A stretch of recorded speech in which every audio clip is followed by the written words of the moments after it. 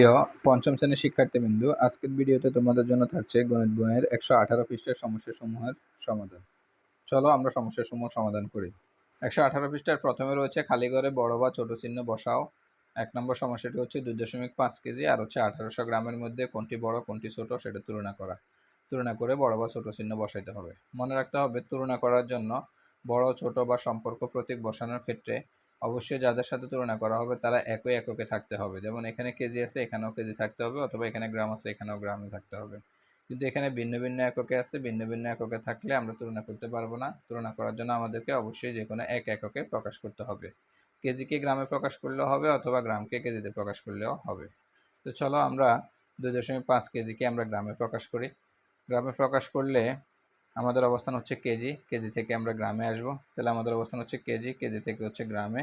তাহলে আমরা 3 ধাপ অতিক্রম করতেছি, 1 2 3, 3 ধাপ অতিক্রম করার কারণে 1000-এর সম্পর্ক মনে রাখতে হবে। এক ধাপ থেকে এক ধাপের সম্পর্ক হচ্ছে 10 গুণন করে।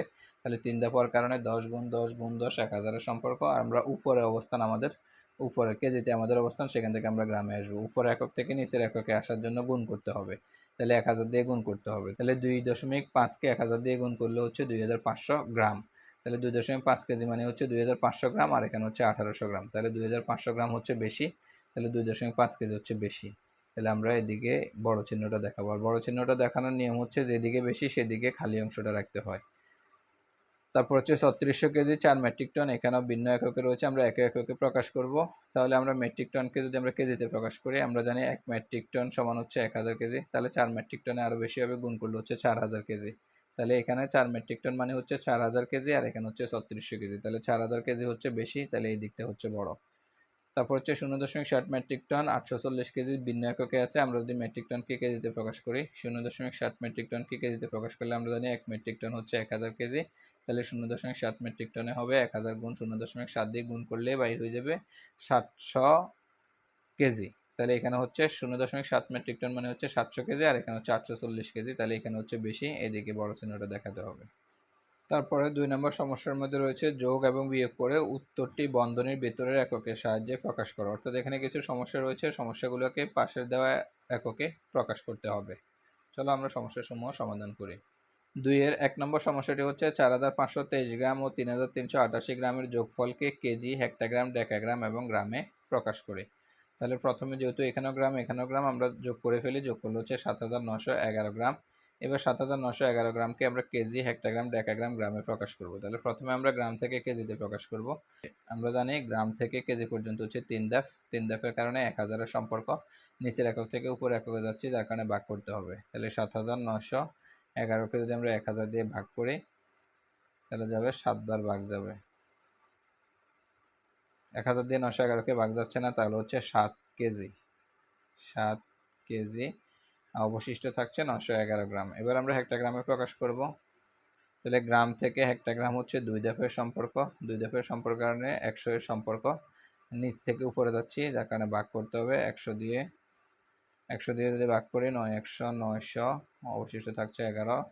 তাহলে হচ্ছে 9 হেক্টোগ্রাম। এরপর হচ্ছে ডেকাগ্রামে প্রকাশ করব। তাহলে গ্রাম থেকে ডেকাগ্রাম হচ্ছে এক ধাপ। এক ধাপের কারণে 10-এর সম্পর্ক নিচের একক থেকে উপর এককে যাচ্ছি, যার কারণে ভাগ করতে হবে। একবার ভাগ যায়, তাহলে হচ্ছে 1 ডেকাগ্রাম, অবশিষ্ট আছে 1 গ্রাম। তারপর সমস্যাটি হচ্ছে 21 কেজি 340 গ্রাম এবং 25 কেজি 750 গ্রামের যোগফলকে কেজি এবং ডেকাগ্রামে প্রকাশ করো। তাহলে প্রথমে আছে 21 কেজিকে আমরা কেজিতে প্রকাশ করব। তাহলে যেহেতু এখানে কেজিতে আছে আর আমাদের এটা কাজ করার প্রয়োজন নেই। 21 কেজি, তারপর হচ্ছে 340 গ্রাম। 340 গ্রামকে আমরা ডেকাগ্রামে প্রকাশ করব। তাহলে 340কে ডেকাগ্রামে প্রকাশ করার জন্য হচ্ছে গ্রাম থেকে ডেকাগ্রাম, গ্রাম থেকে ডেকাগ্রাম এক ধাপ সম্পর্ক নিচের একক থেকে উপরে যাচ্ছি, যার কারণে ভাগ করতে হবে। তাহলে 10 দিয়ে 340কে ভাগ করলে হচ্ছে 34 ডেকাগ্রাম। এরপর হচ্ছে 25 কেজি কেজিতে প্রকাশ করব, কেজিতেই আছে। তাহলে 25 কেজি। এরপর হচ্ছে 750 গ্রামকে আমরা ডেকাগ্রামে প্রকাশ করব। তাহলে গ্রাম থেকে ডেকাগ্রাম হচ্ছে এক ধাপের সম্পর্ক, 10-এর নিচের একক থেকে উপরে একক যাচ্ছে, ভাগ দিতে হবে। 10 দিয়ে 750কে ভাগ দিলে হচ্ছে 75 ডেকাগ্রাম। এরপরে যোগ করলে হচ্ছে 21 কেজি, আর হচ্ছে 25 কেজি হচ্ছে 46 কেজি।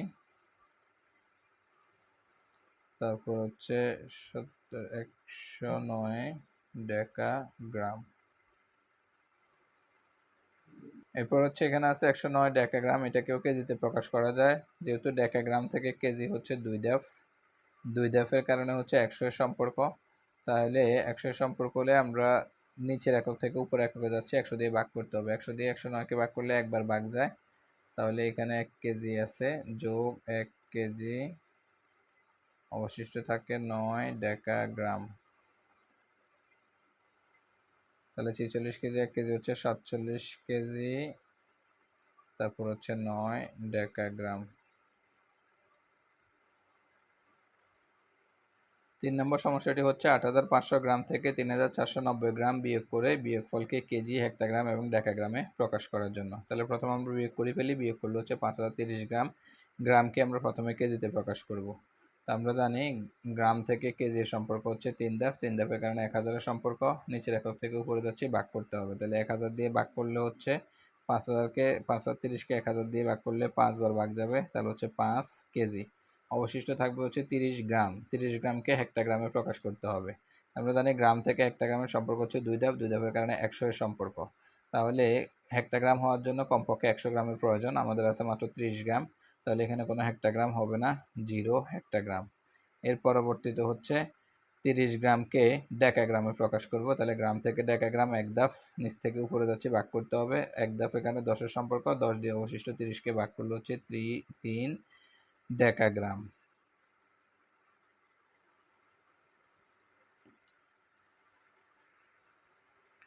এরপর হচ্ছে 30 কেজি ওজনের কতজন শিক্ষার্থী 1.5 মেট্রিক টন একটি গাড়ির ওজনের সমান। এখানেও তুলনা করতে বলা হয়েছে।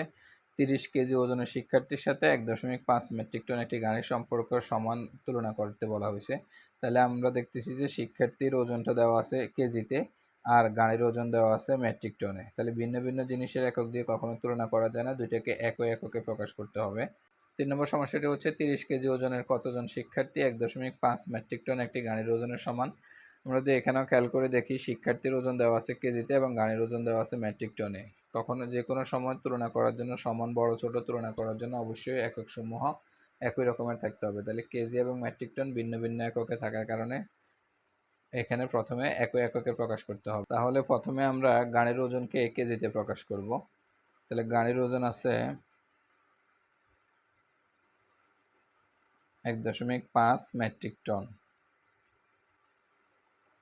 মেট্রিক টনকে যদি আমরা কেজিতে প্রকাশ করি, আমরা জানি 1 মেট্রিক টন সমান হচ্ছে 1000 কেজি। তাহলে 1000 দিয়ে গুণ করলে সেটা কেজিতে প্রকাশ হয়ে যাবে।